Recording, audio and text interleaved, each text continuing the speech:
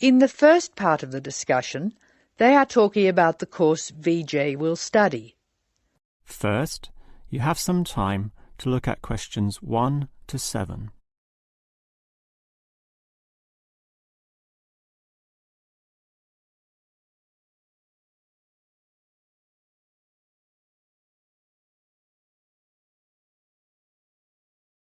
Now we shall begin. You should answer the questions as you listen, because you will not hear the recording a second time. Now listen carefully and answer questions 1 to 7. Hello. May I help you? Hello. Is this the right place for me to register to study foreign languages? Yes, it is. May I have your name, please? Vijay. My family name is Paresh. Vijay Paresh. Okay. Do you have a telephone number? Yeah. 909-2467. Thank you. Now, which language would you like to learn? We offer French, Italian, Cantonese, Mandarin, Spanish, Portuguese. I'd like to learn Spanish, please. Okay. Our classes are conducted in lots of different places. We have classrooms in the city and here in this building. What's this building called? This is Building A. I work near here, so it'd be best to study in Building A. What time do you want to come to lessons? They go on for 3 hours and they start at 10 a.m., 4 p.m. and 6 p.m. I wish I could come to the daytime lessons, but I can't. So 6 p.m, please. That's our most popular time, of course. Have you ever studied Spanish before? No, I haven't. We describe our classes by level and number. Your class is called Elementary 1. Okay. When will classes start? Elementary 1 begins, just a minute. It begins on August 10. Great. Now what else do I have to do? Before you hear the rest of the conversation, you have some time to look at questions 8 to 10.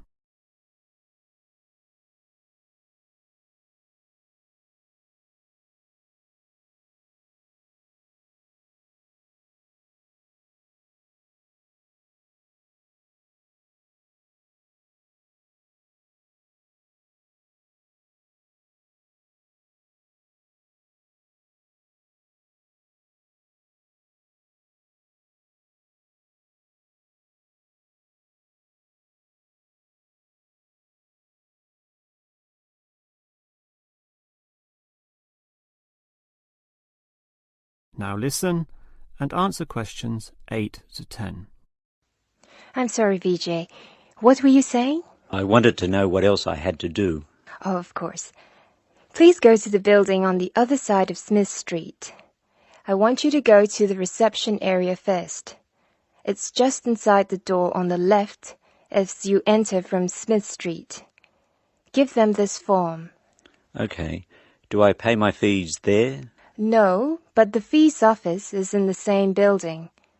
Go past the escalators and you'll see a games shop. It's in the corner. The fees office is between the games shop and the toilets. Thanks. Where can I buy books? The bookshop is opposite the lifts.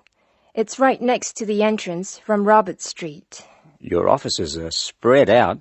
Not as badly as they used to be. By the way, we offer very competitive overseas travel rates to our students. Oh, I'd like to look into that. Of course. The travel agency is at the Smith Street end of the building, in the corner next to the insurance office. Thank you very much. Bye.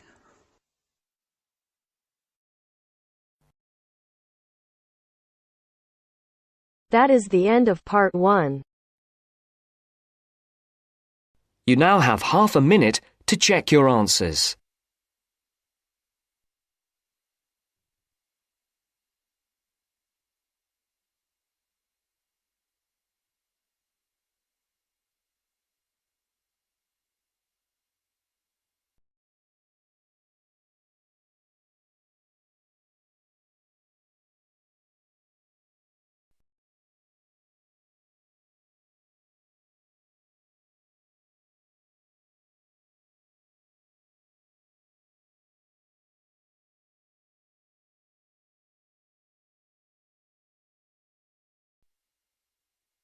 Now turns to Part 2.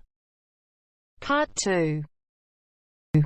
You will hear a conversation between an IELTS candidate and an IELTS administrator.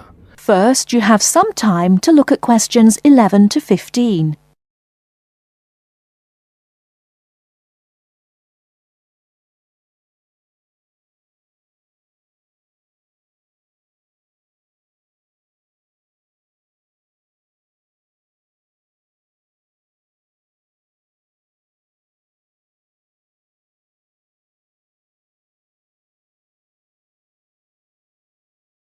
Now, listen carefully and answer questions 11 to 15.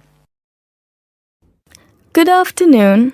I'm applying for a master's program at the University of Exeter in the UK.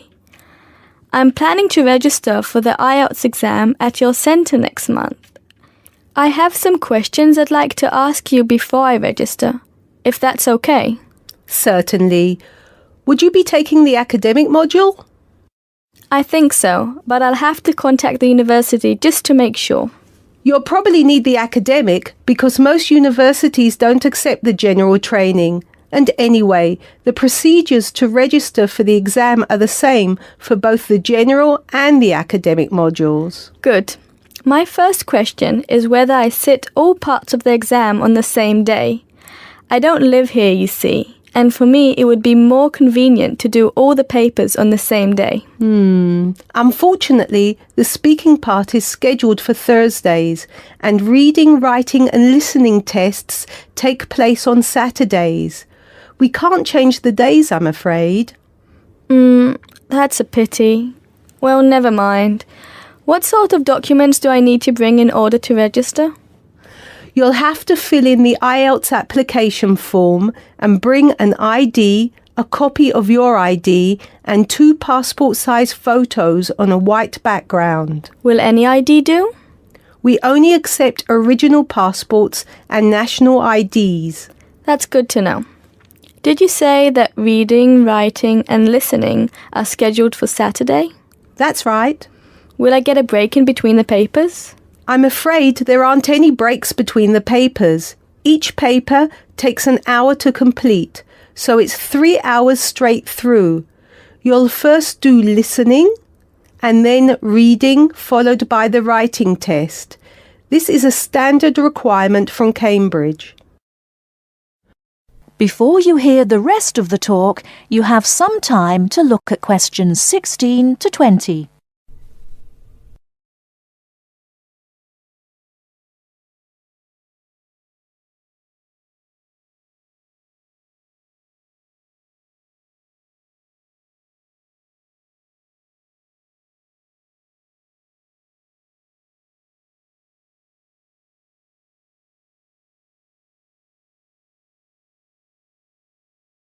Now listen and answer questions 16 to 20.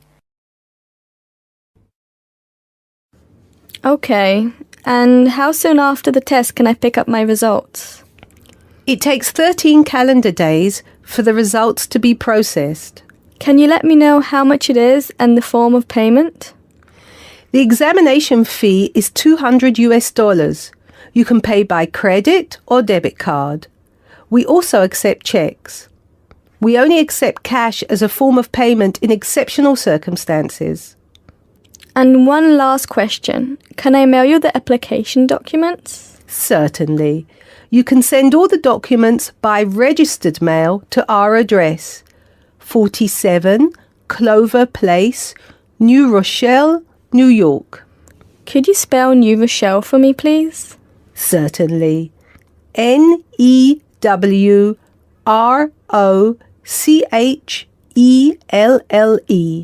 Could I have the zip code as well? Sure. Our zip code is 10806. Thanks. You can also email us at inquiry@examsmail.com or phone us at 325-9082. I think that's all. Thank you very much for all the information. Bye. You're welcome. Goodbye. That is the end of part 2. You now have half a minute to check your answers.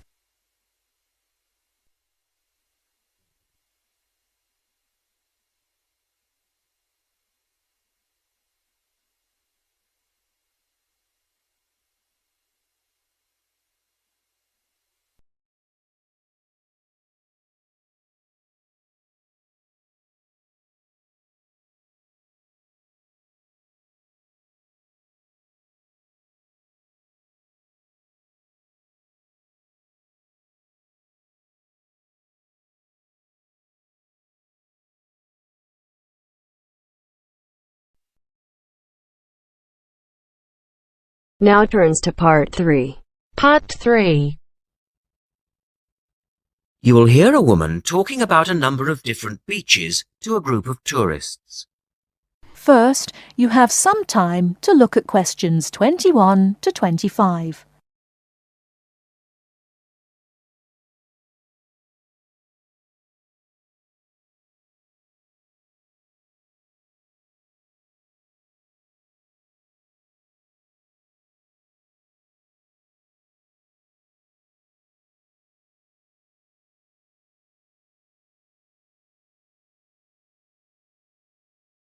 Now listen carefully and answer questions 21 to 25. Right, let's move on to the beaches here, which are absolutely beautiful. You do have over 100 to choose from. They're mostly sandy beaches and they vary from the largest, which is 2.5 kilometres long, to tiny sandy coves. But there are a few that I'd really recommend you to visit. So, looking at this pamphlet, first of all, there's Bandella Beach. This beach is 1 kilometre away from the old fishing village of Bandella, which is a beautiful spot. If you park in the car park behind it, there's a small path which leads down to the bay. It's very pretty because the whole beach is backed by pine trees, so it's very sheltered. The beach itself is very clean and the water is shallow and safe. That, together with the soft sand, make it an ideal beach for children and non-swimmers. A little further round the coast, again to the east, in the eastern corner of the island, is the spectacular Dapolata Beach, which is basically a long inlet. The land around this beach is marshland. It's all marsh, and there's a stream which winds through it, and the stream goes into the sea. And the beach has lovely pale gold sand. Access to this beach is quite tricky, and not for the less energetic. You have to go down a long flight of steps, 190 to be exact. But you'll be relieved to know that there's also a road which winds down to a car parking area. When you're level with the sea, there is a handful of shops and bars, and you can hire some beds and umbrellas. Continuing round the island, just past the tip of Calne, is the next beach I'd suggest you visit, and this is Sanget. Why? Because there isn't a beach longer than this on the island. If you want to know, it's exactly 2.5 kilometres long, and that's a bonus because it means it never gets overcrowded. It has golden sand and clear blue water shelving into the sea. Before you hear the rest of the talk, you have some time to look at questions 26 to 30.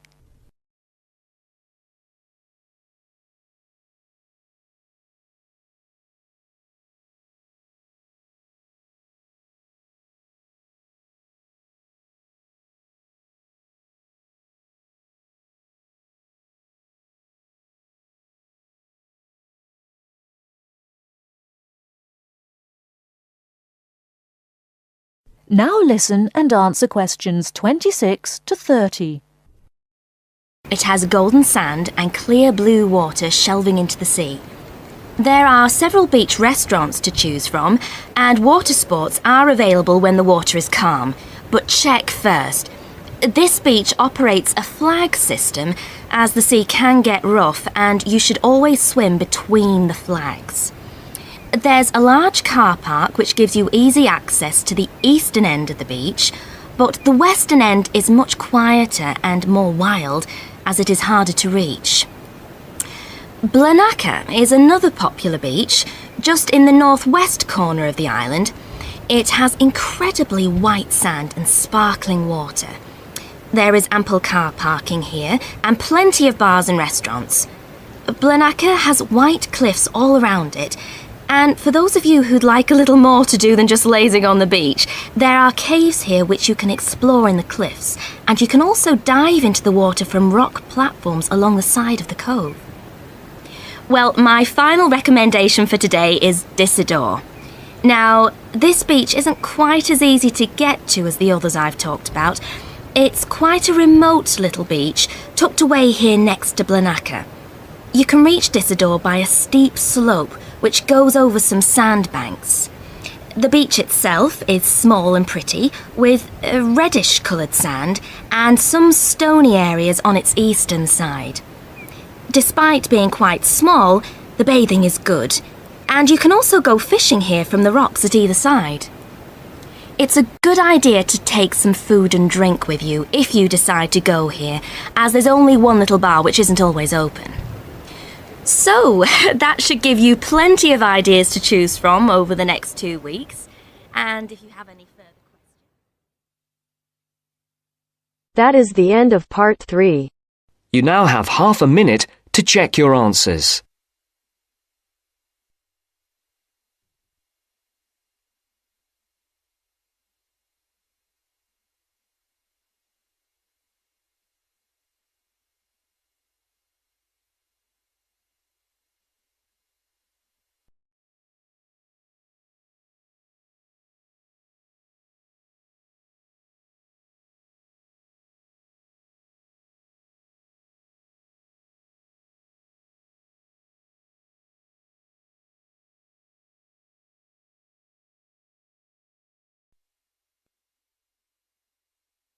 Now turns to part 4.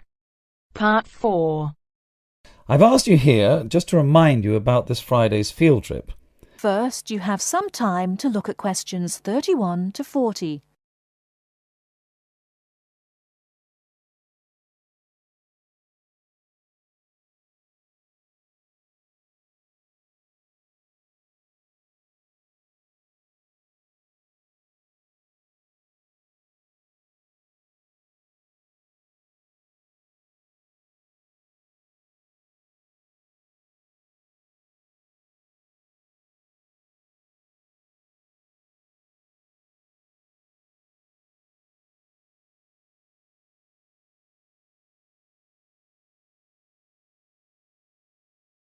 Now listen carefully and answer questions 31 to 40. OK, I'd like to keep this meeting as brief as possible, as I'm sure we all have things to do.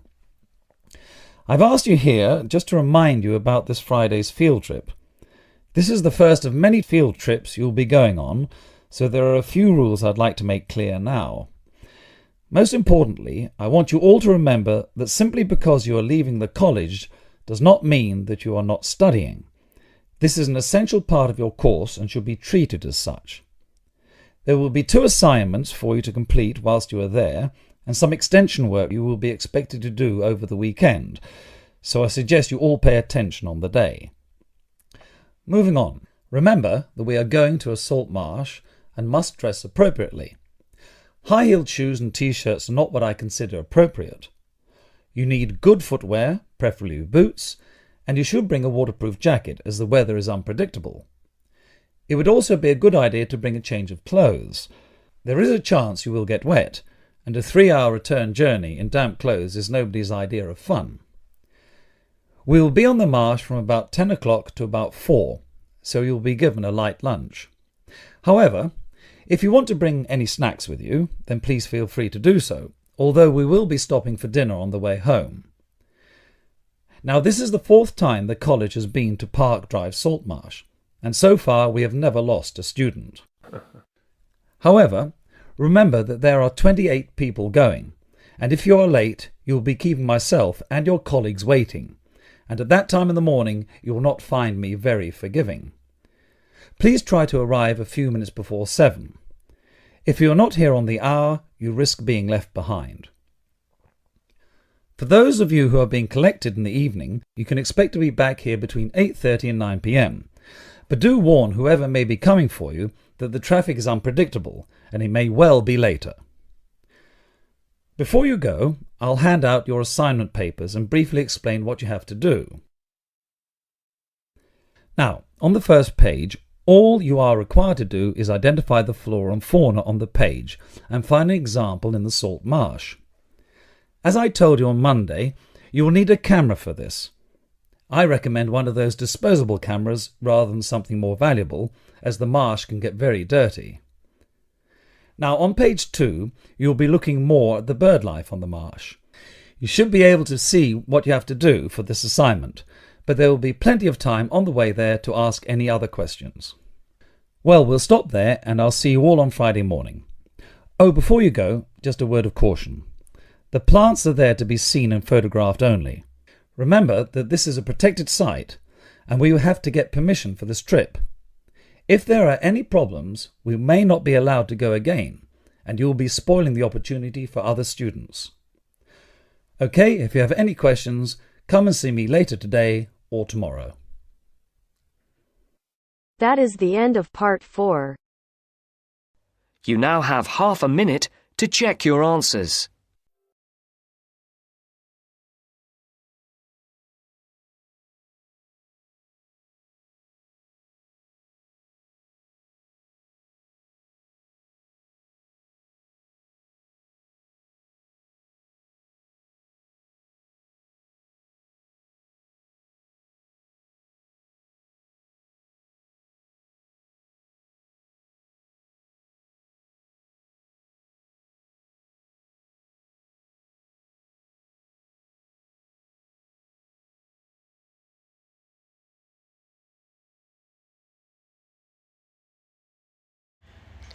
Thank you for watching and stay tuned for more videos.